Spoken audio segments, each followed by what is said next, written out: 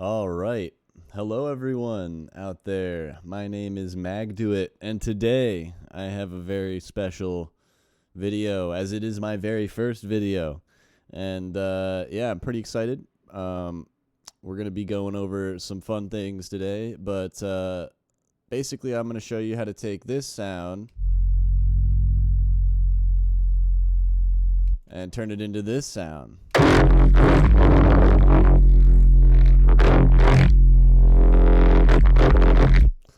All right, let's jump right into it. So basically, after hanging out on the Bunting Flock Discord, I'll post that in the description for everybody, for a while now, I have found out that a lot of people have requested my assistance in figuring out how I make these basses sound the way they do.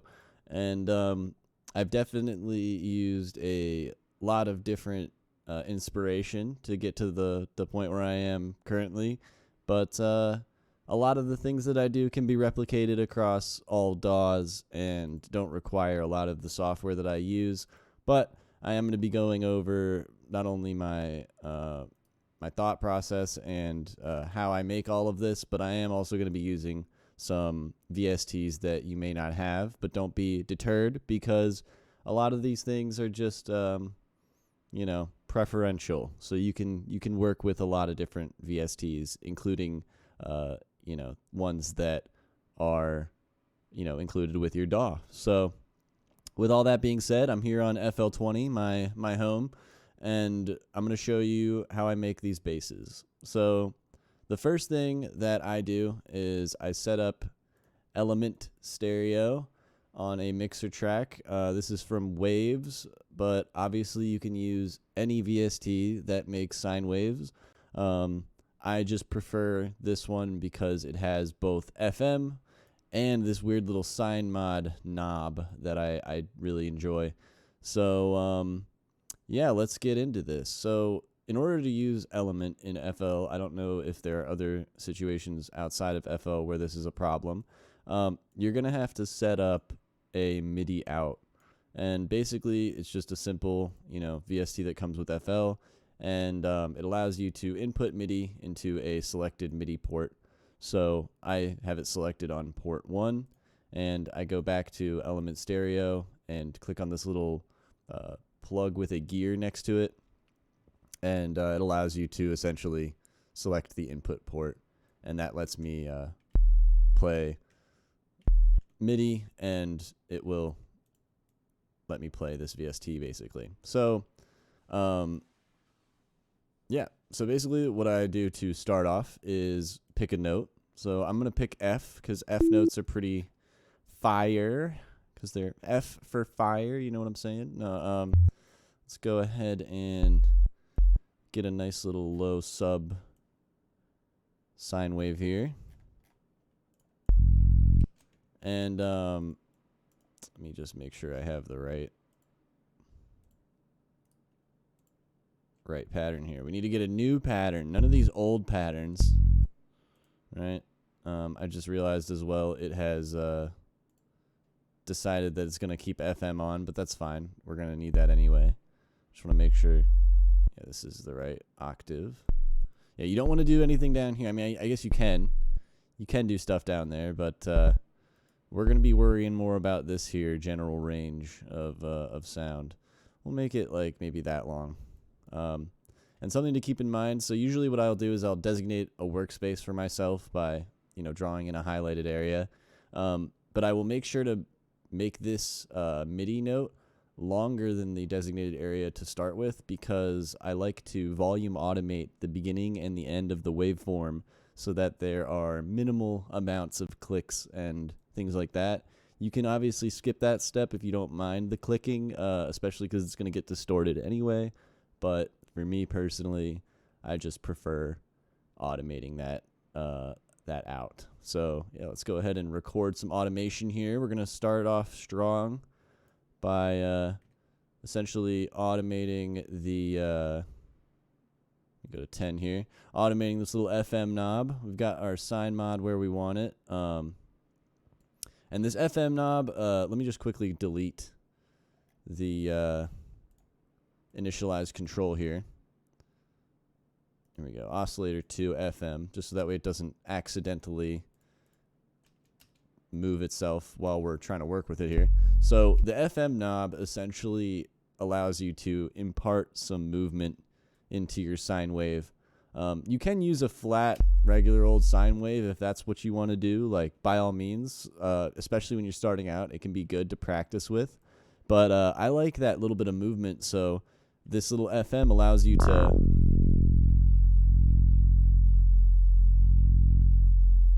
And you can even, in another VST, just take another sine wave and just pitch it to a different octave and not even worry about the sine mod.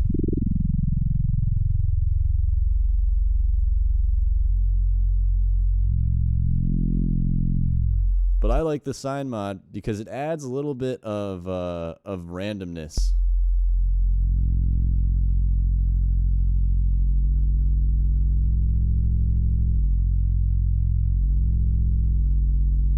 So I really like messing around with the sine mod in this plugin specifically, but basically all it's doing is it's modulating this sine wave with another sine wave, and then we're using this sine wave to modulate the actual sine wave that we're working with. I hope that's not like too convoluted, but basically, long story short, we're just adding movement to the sine wave. So in whatever way you decide you want to do that, that should work just fine. So basically, I'm going to record in some FM automation here. We're going to start with it kind of high. And yeah, we're going to just make sure to click on the record button here. Going to right click and make sure we have automation selected. And we're just going to play around with the mouse here. So one thing you'll probably notice as we go through this entire tutorial is that I don't really draw in a lot of automation. I do a lot of just kind of what I would consider to be organic automation, where I'm just moving knobs with my mouse. You can also use a MIDI controller. I've done that in the past as well, but I mean, I'm just trying to show you guys that even a good old simple mouse can get the job done. So yeah, let's go ahead and record this.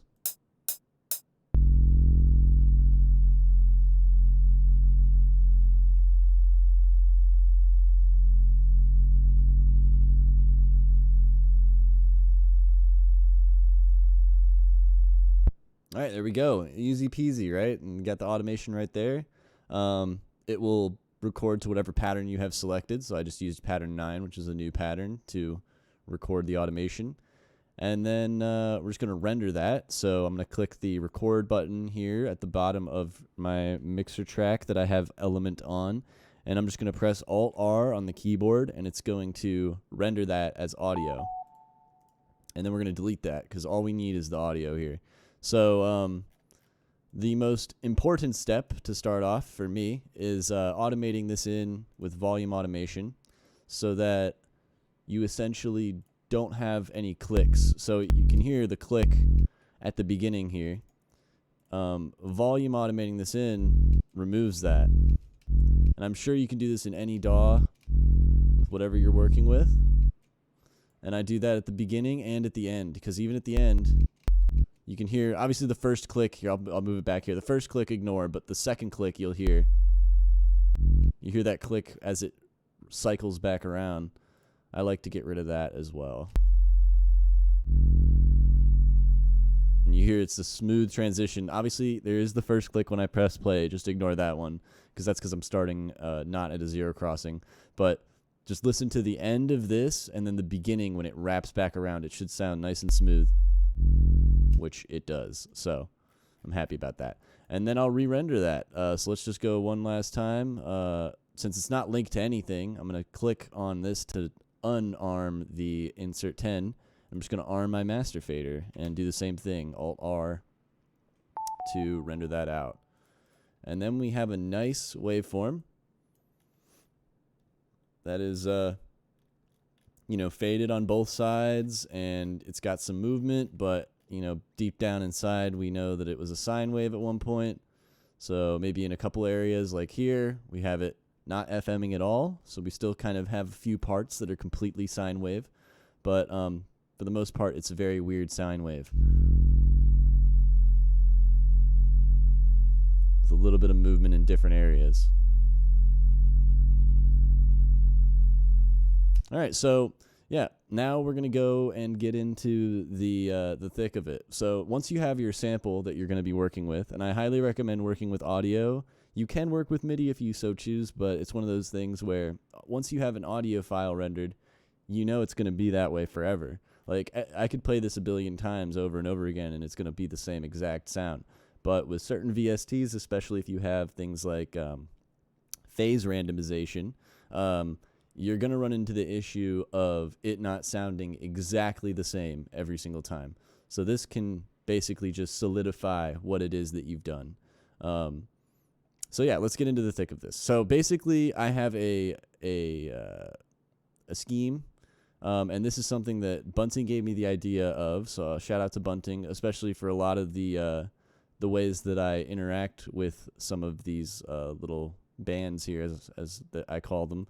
But basically, I split my bass up into 3 different bands, a low band, a medium band, and a high band. So I basically have all my low frequencies going to one channel, all my mid frequencies going to another channel, and all my high frequencies going to another channel. And what this has allowed me to do is figure out a more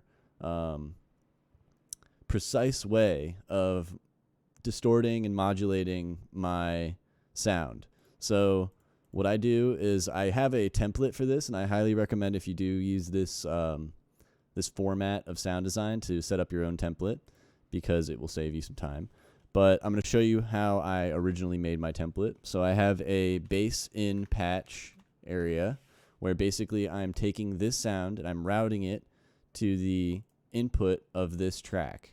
And I'm going to unroute that track from the master fader, and I'm going to route it to these 3 tracks right next to it. And I'm going to then label each of these tracks individually to their respective frequency ranges. So we're going to have low, medium, or mid, rather. Medium. Yeah, I got the medium frequencies there, and then these are going to be the high frequencies. All right. And then the final step is a bass out channel. So basically you have this being linked to all 3 of these, which are also going to be unlinked from the master fader. You can do this individually, or what you can do is highlight them all by holding Control and clicking and dragging, and then right-clicking here. And then I know you guys don't see the menu, but you can click on Route to this track only, and it will route all of these to that track only. As you can see, it's no longer routed to the master fader, and it's just routed to this bass out track. So that's basically how I set up my routing.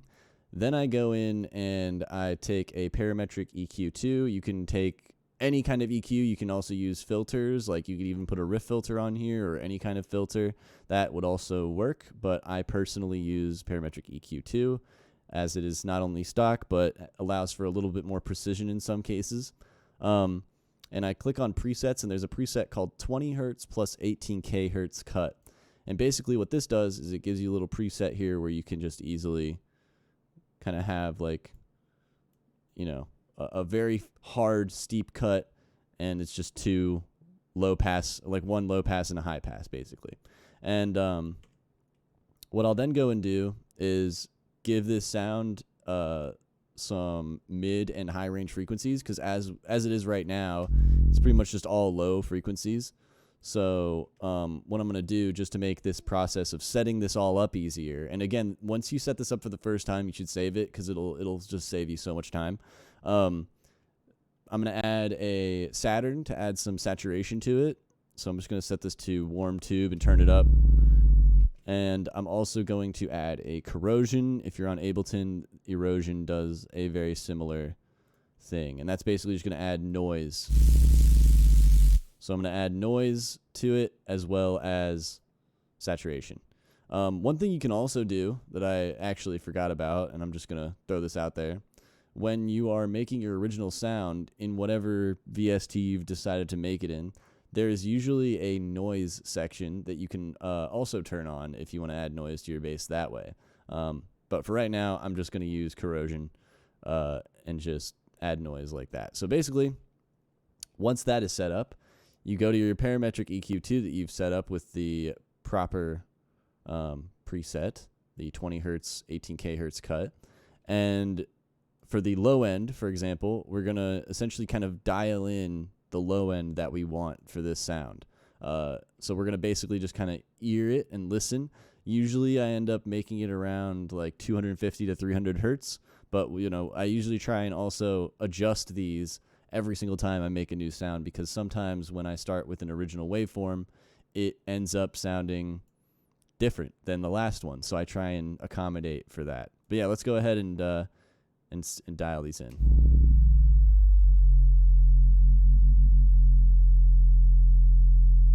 All right, 257 is the magic number this time. So basically, I've just taken everything from 257 hertz and 200 hertz up, rather, and cut it. So I've only got my lowest 20 hertz cut and my like 257 hertz cut. So I can only hear on this band what's going through here.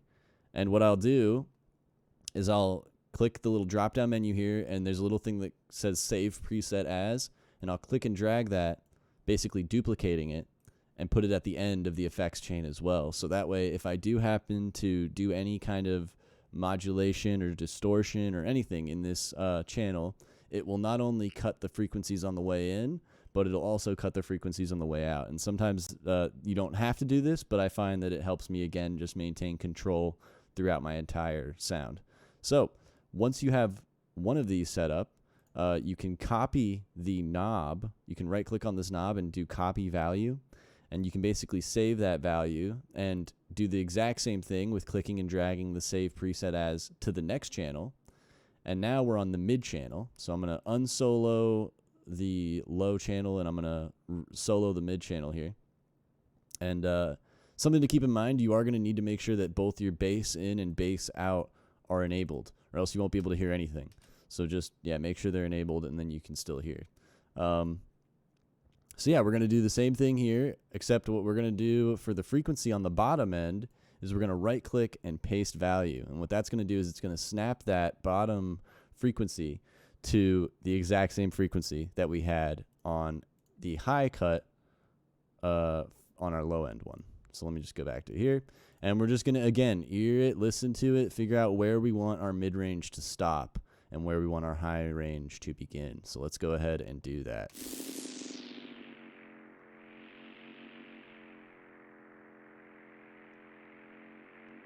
And usually for me, it's around 2 to 3K hertz. I think on this one, we're at 2,317 is the magic number. So once again, we're going to right-click on that knob, copy value. We're going to save that preset down here. That way we've got, again, it cutting as the sound enters and as the sound exits the band. And then we're going to do the high range, which is really easy. It's my favorite part, where you basically just drag this all the way to the right and right-click and paste the value that you just copied from your mid-range. And that's it. And then you can just save this preset one last time, just to make sure you have it, again, cutting on the in and out of this band.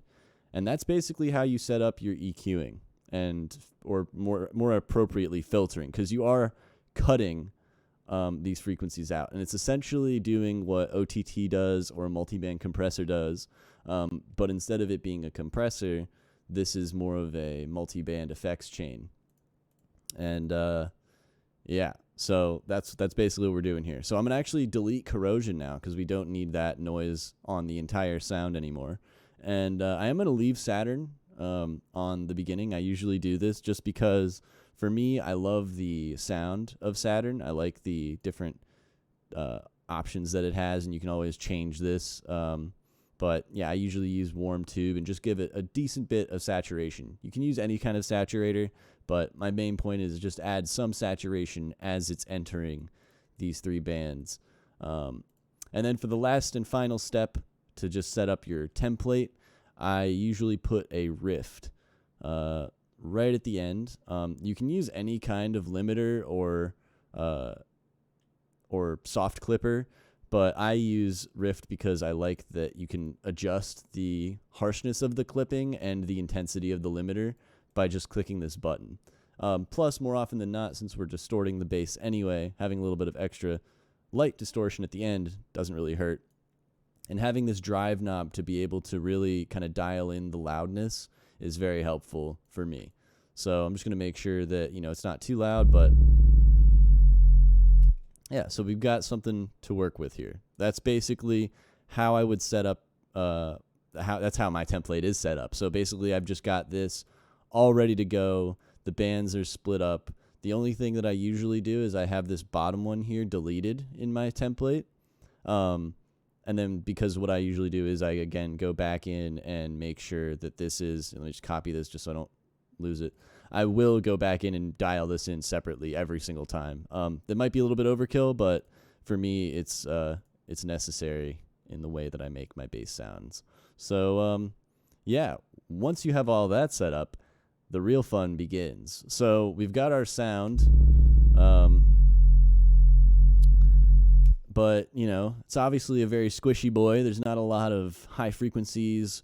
There's also not a lot of distortion going on. It's very minimalistic currently. But that's all going to change right now. So, again, shout out to Bunting. Thank you so much for giving me this idea. Now you can go in and just distort either one of these bands or the entire track.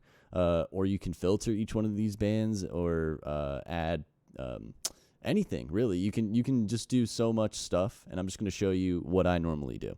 So in the mid-range band, what I will often do is grab some kind of distortion plugin. So the one that Bunting has gotten me hooked on these days is Trash, and the reason for this is because not only does it allow you to draw in your own wave shapes for distortion, but it has bipolar distortion. It has a interesting little logarithmic mode here.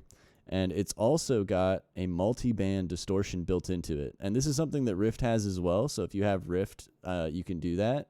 But the biggest difference that I found between Rift and Trash is Rift doesn't let you draw in your own distortion shapes. You have a very select set of wave shapes, basically, that you can choose from here. And it's not horrible. Like, you know, like, so you have soft, there's vertex, so you can see that, like, there's different shapes that you can do. But for the most part, those are the only shapes you have. Whereas with Trash, if we go back to Trash, you'll see that you can draw in anything. You can really get very creative with Trash, I find, more so than Rift in the distortion regard, in regard to distortion. Now, when it comes to automation and modulation, I think that Rift actually does have Trash beat. So they both have a very special place in my heart. I'm not trying to say that Rift is bad. Rift is absolutely amazing. But yeah, so let me show you how I distort my mid-range usually. So the first thing that is helpful to know is in this little multiband section, if you turn it on, you can right-click and insert a band to allow you to basically have 4 different bands of distortion here. And each of these can be soloed, which is incredibly powerful because basically you can unenable or disable your low and high range, so you can just hear the mids, right? And then what you can do is you can go into the Trash module and then solo just the band you're working on or want to work on. And this took me a while to figure out, but the way you can tell if it's soloed is any of these that are blinking are the ones you're going to be able to hear. So you won't be able to hear any of these other bands currently. But let me just quickly find some distortion to throw on this low end or low mid-range vibe here. So you can obviously kind of hear.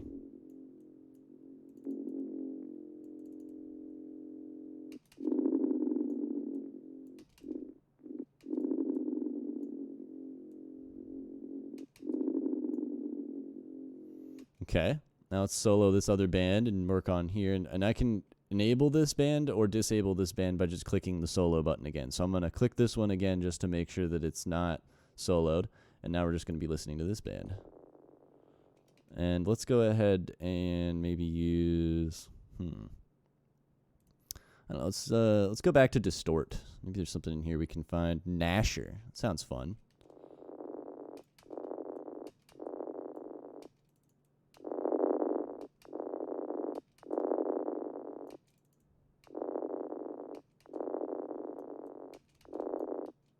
Maybe get some bipolar vibes going in here. Here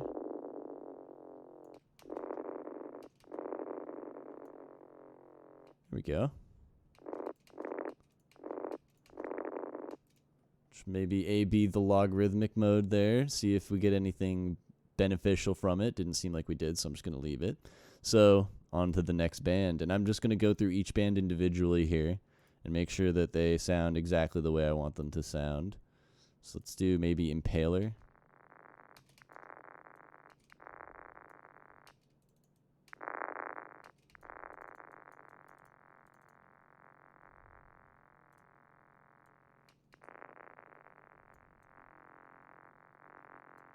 And then we're going to go to that last band up here. And remember, this is just the mid-range.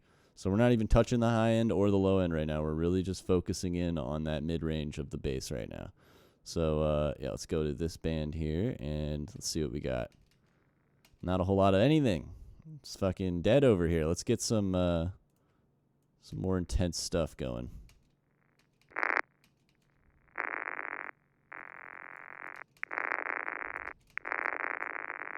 Let's go for some more bipolar distortion here.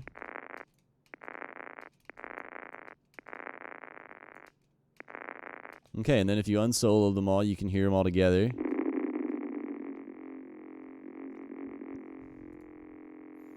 And just from that alone, I think you can kind of get the idea of how powerful a plug-in trash is. I mean, you can just zero in exactly what you want, which I love about it. So let's go ahead and listen to the whole thing together now. Okay, so far pretty good. I'm liking it, but one thing it is missing is the high end. There's really no sizzle. So I'm gonna actually throw a corrosion onto the high end side of things here. And one thing that you'll notice is corrosion doesn't really do anything unless it's like actively working on something. So sometimes what I'll have to do is I'll have to just gain boost this.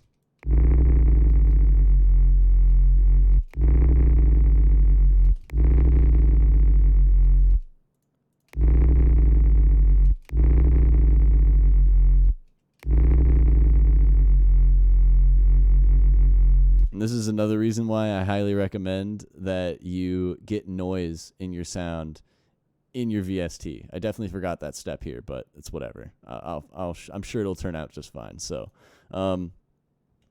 once you have something that you're kind of happy with in terms of distortion in the mid-range, your low end's where you want it. Again, I'm using a little bit of Saturn for saturation. I'm pretty much at the point where I'm liking this. Let me just turn this up and just see what putting some more drive into Riff will do.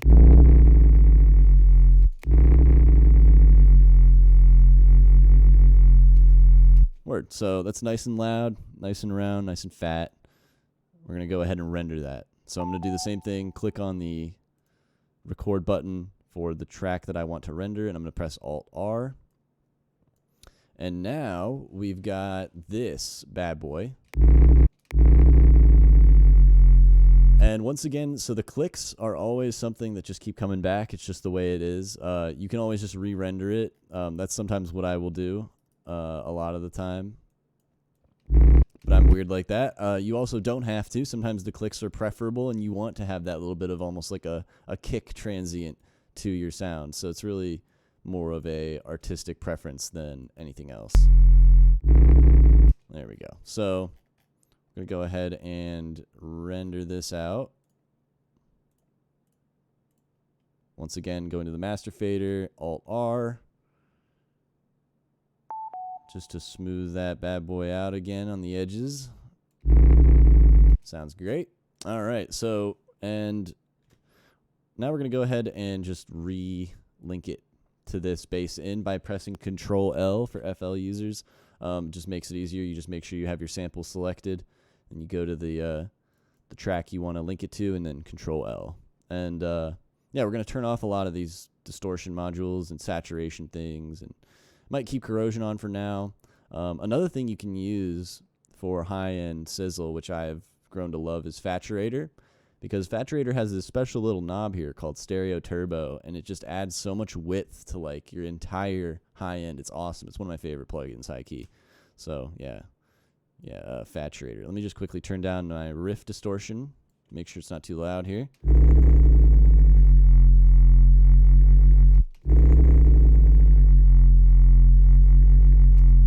You can hear hear the color difference, the fuzz. You can add more fuzz, more drive, any of that. Just yeah, definitely just play it by ear and listen to your sound and get it the way you want to get it, especially in the high end.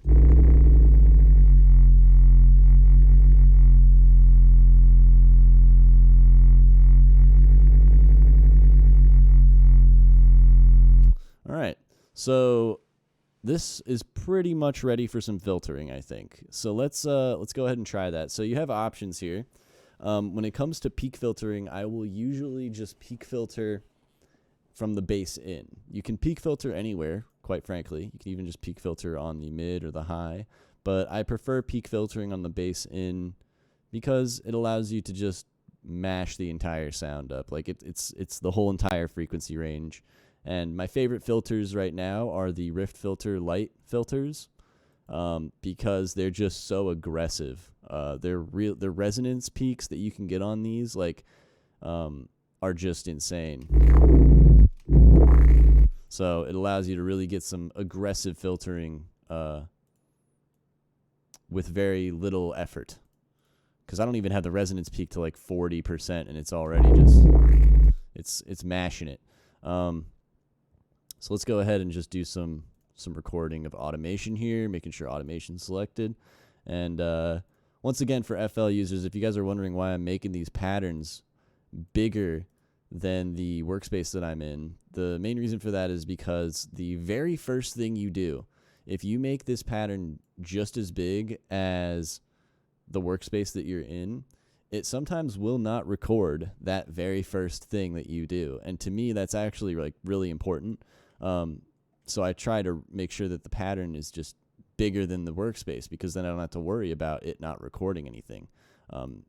Instead of it being like a click or something like that, it'll record me moving around. You can even watch when I record this automation. It'll record the initial automation value way back here instead of like right at the downbeat. So yeah, here, I'll try and show you that right now.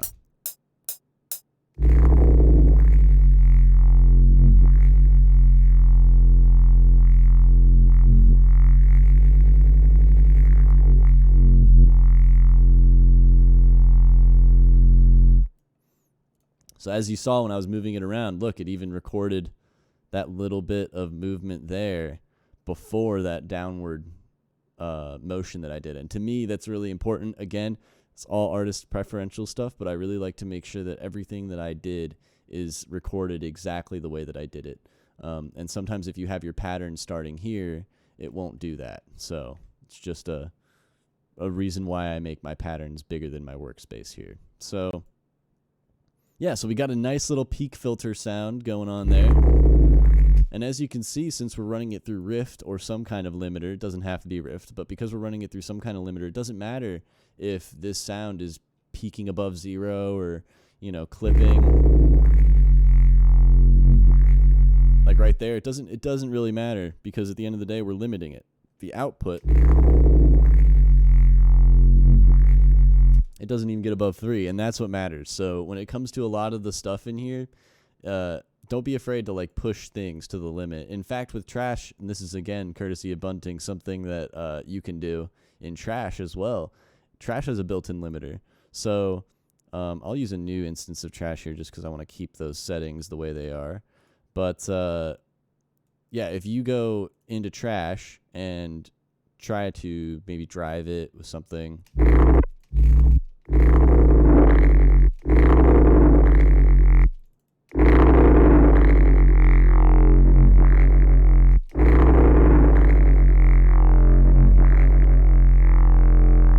right?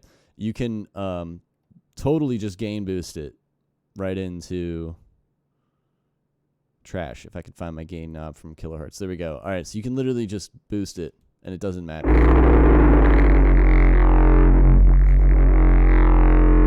You can really get it nasty sounding just by putting a bunch of gain, and it won't clip because, again, as long as you keep in mind that you have a limiter at the end of whatever it is that you're doing, have fun with it. Like, really push it to the limit, because this limiter is going to be your best friend. You can also disable that, but obviously wouldn't recommend it if you're doing that kind of stuff. But yeah, that's just something to keep in mind. So once you've got a peak filter movement like this, The next usual step is to add some notch filters. So I'm going to go ahead and go open up another Riff Filter light, and I'm going to switch this over to notch. All right, and we're going to do the exact same thing as we did with the peak filter, except this time it's going to be a notch filter.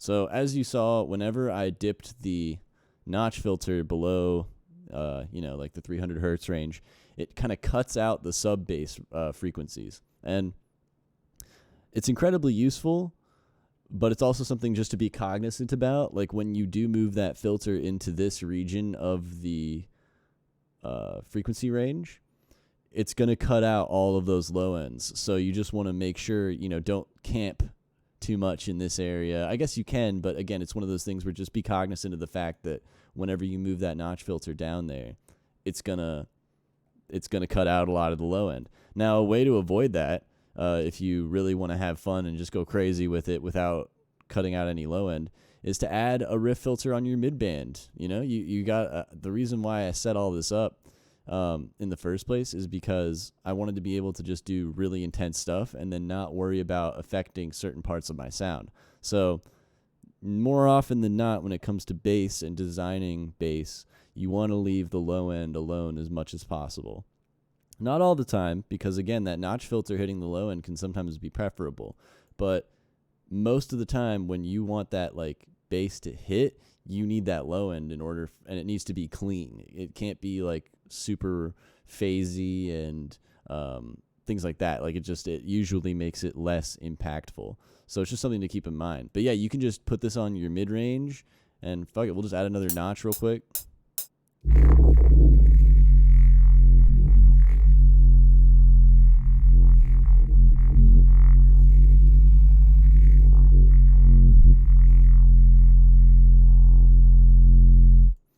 And it's very hard to hear them, but when you distort them,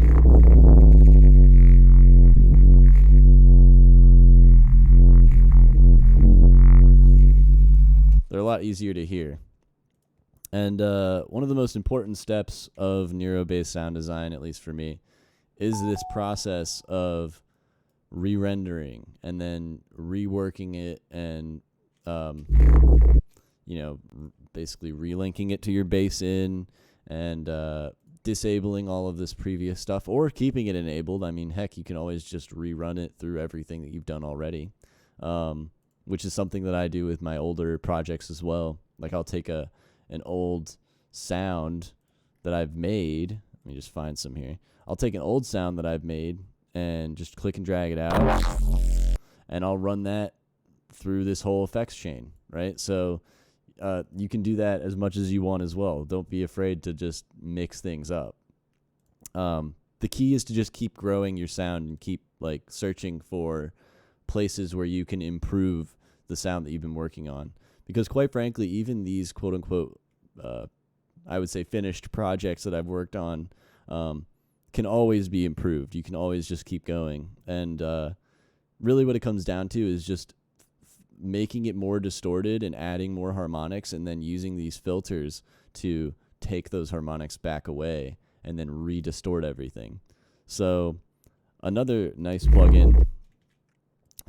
plugin that I've been getting into that is completely free that I love is Valvola. So this is by Hornet, and this essentially emulates a tube, and I think it's a broken tube from a saturator. So you have a couple of different ones you can select from, and you can choose the circuit values as well. There's only two, but you can do 68K or 250K. And what this does, to my understanding, it basically feels like it smooths out a lot of whatever's going through it, especially in the high end. So it almost adds this analog smoothness and warmth without truly getting rid of that sound. It more or less just smooths it out. And I'll kind of show you what I mean right now. And I'll actually solo the high end as well, because you really want to be able to listen to it, and it's hard to hear sometimes.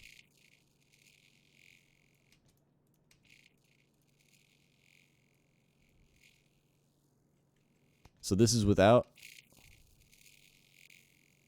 with. See, the sound's still there, but it's just smoother. It's hard to explain. Another nice plugin for my mid-range that I've been using a lot, if I can find it, is Relife. And that is from Analog Obsession. This is also free. And yeah, this plugin is pretty cool. It, again, just kind of emulates like an analog gain stage, I believe. And it just adds this harmonic smoothness and warmth to an otherwise cold sound. And I'll just solo the mid-range. So this is without, with. It's very hard to hear, but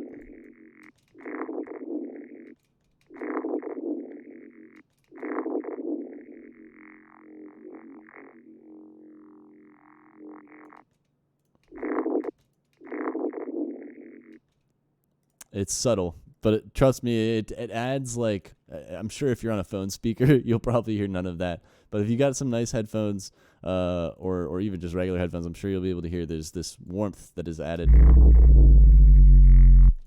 And I love it. So next thing I will sometimes also do is use trash on the bass out, which, again, the reason why I love trash so much is because you can decide with this multiband section here what you want to distort and what you don't want to distort and how you're going to distort it. So, for example, if I want to leave the low end alone, I can set this little multiband splitter here at, like 300 hertz. And that way that gets left alone. But over here, maybe I want to distort that more and make it a little bit grungier. And I can even add that other fourth band as well. Let me unsolo the high end here.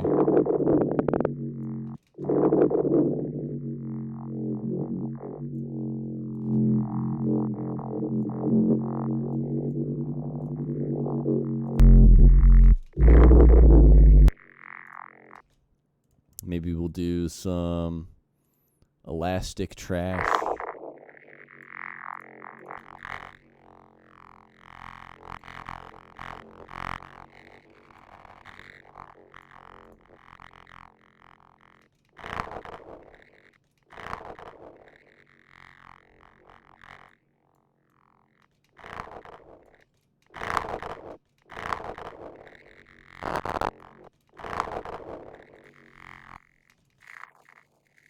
And then maybe for the last one, we'll add some fuzz.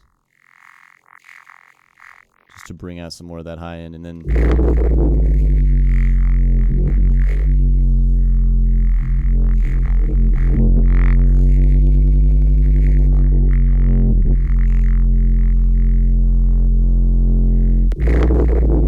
something I will also sometimes do is when I feel like I have like a nice smooth sound, or I want the sound where I want it once it hits Rift, messing around with these wave shapes can be very fun, especially when they are really good wave shapes. So the bit depth and noise ones are incredibly cool, especially for adding just an extreme amount of grit to some of the higher end frequencies.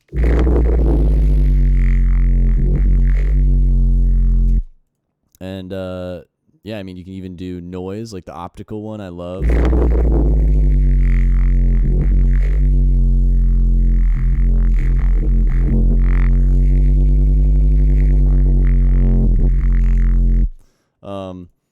Yeah, and that's just something else you can do. Another really cool plugin that I haven't showed you guys yet is this is also from Hornet. I love this plugin because it basically is an emulation of a tape machine from a couple of different areas around the world. And again, it's about adding that analog warmth to a sound that is would otherwise be extremely cold. And by cold, I mean, I guess digital is the word, but sometimes for me, I really appreciate like little crackles or little things that make the sound that would otherwise be a straight line be a little bit less straight, a little bit more squiggly and soft. So here, let's go ahead and listen. And also, it has auto gain, which is incredibly cool. So usually what I'll do is I'll just enable this, play it. And basically what that's doing is it's auto gaining the input output so that it peaks on the tape machine at around 0. Obviously, because of the little movements and things like that, it won't always clip at or always hit 0. Sometimes it goes over, sometimes it's under, but for the most part, it aims to be around 0. So that way you're not just blasting it into the tape machine, which you can do. I mean, again, that's just for me and what I enjoy doing. And yeah, usually what I'll do is I'll go back after doing the auto gain and just kind of cycle through these different decks and decide on one that I like the best.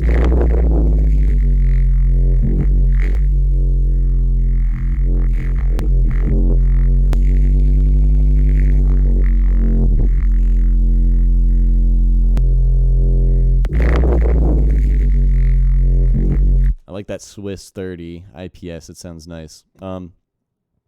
And then, yeah, I'll go back and just render that out. Just altar that bad boy real quick. And then just keep rinsing and repeating, you know? Just keep trying new things. Another fun little thing to do is to just make sure that once you have done some weird stuff with this optical, you can also just play it again. But what I usually do is switch it back to a soft wave shape. I'm also realizing trash was adding to the pain.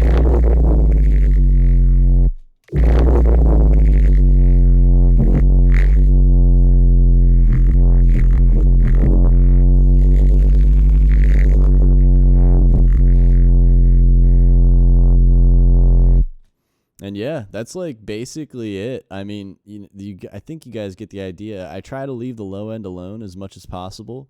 At the end of it all, if you feel like you want to limit it or put it through a compressor, you can. But I usually do that in my tracks when I try and use these sounds in context.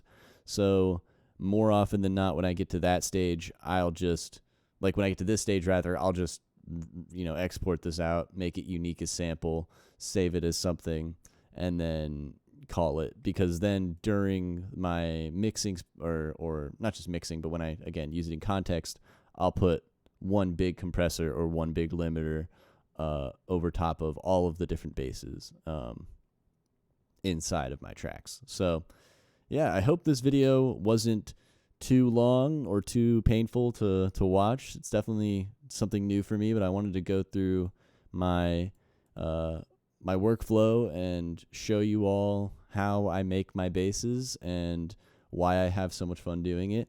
And yeah, shout out to Bunting for giving me this idea in the first place, and shout out to Frequent and Mr.Bill and Underbelly, aka You Suck at Producing, for all of them and their wonderful inspiration when it comes to not only sound designing but bass music in general. And yeah, I think that's it, everybody. So thank you for watching, and I hope you all have a wonderful day. Peace.